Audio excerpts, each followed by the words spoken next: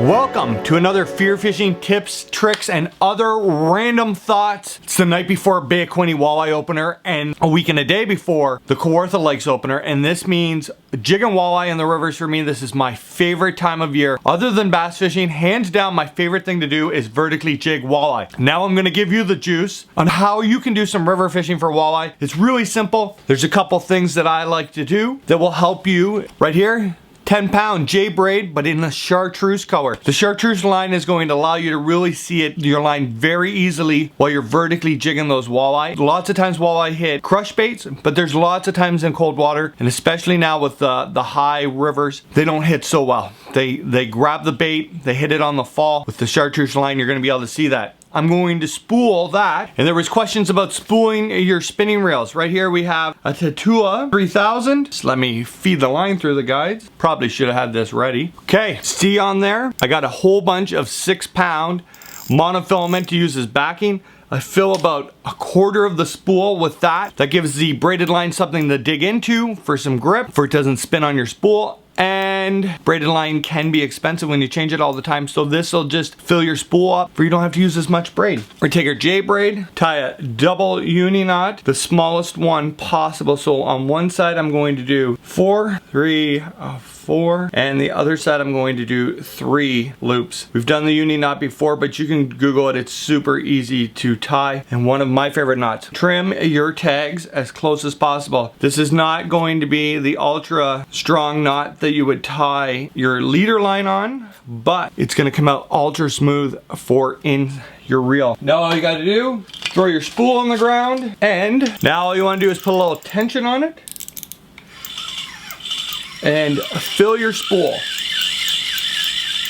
Now, spool is filled up, 10-pound J braid. We're going to use about 2 feet of fluorocarbon. Tie another double uni knot, 4 and 5 on each side for this. Thinner, your J braid's going to be thinner than your 8-pound fluorocarbon leader is what I like to use for walleye. So we're going to do 4 turns on the fluorocarbon side because it's thicker line. And on the other side, with the braid, we're gonna do 5. Trim your tags and tie on a jig head. Chartreuse jig heads are my favorite color for walleye. I don't know that there's any scientific reason for that, but I always have good luck on chartreuse. And rod is spooled up, ready to go. I'm going to take 2 rods, spooled up the exact same way.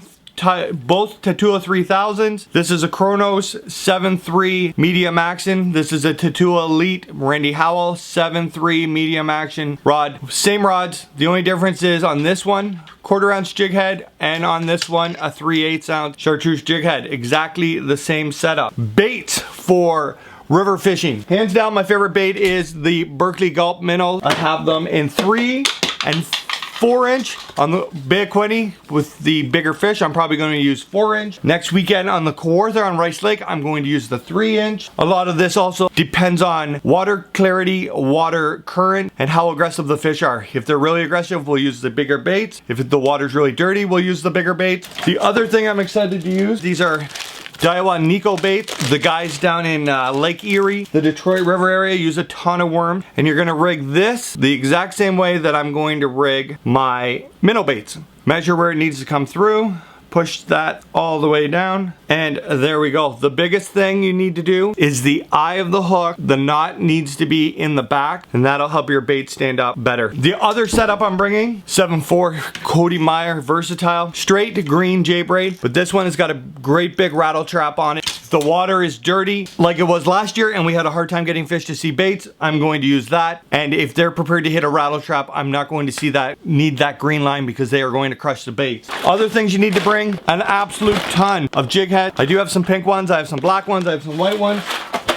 But like I said before, chartreuse is my favorite color. The biggest thing you need to do when you're river fishing is try to get your boat to drift at the same speed as your line so that you're going directly up and down and you don't have a big bow in your line. If you're in 20 feet of water, you should have 21 feet of line out. There's going to be a little bend, but the less line you have out and the more you jig straight up and down, the more hits you're going to get and the more fish you're going to land. We are headed to Quinte in the morning. It is super exciting. Next week we will be on Rice Lake. Exciting time of year. Other than bass fishing, jigging walleye in rivers is hands down my most favorite time of year. So I'm really excited. Hopefully tomorrow goes well. Hopefully these tips help you catch more fish jigging river walleye this spring. Catch you later. Good luck on opener.